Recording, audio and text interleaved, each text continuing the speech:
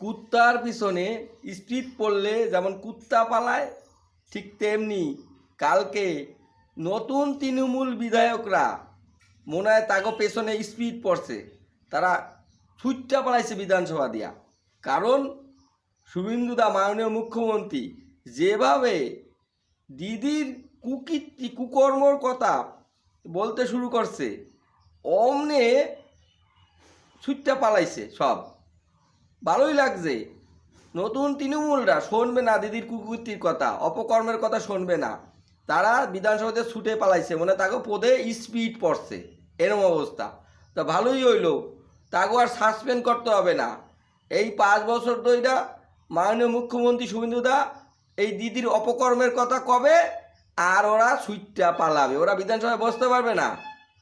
দিদির অপকর্ম, দিদি যা বলছে হিন্দু ধর্ম গন্ধা ধর্ম, আর আরও যে কুকথা আছে সেই কথাগুলি শুধু তুলবে, তাইলেই ব্যাস বিধানসভাতে একদম সুইটটা পালাবে, ওই ঘরে থাকতে পারবে না এই নতুন তৃণমূলরা। বাবা, এরা শুনতে পারবে না, এরা শুধু ভালো কথা শুনবে, এরা দিদির কুকর্মের কথা শুনবে না।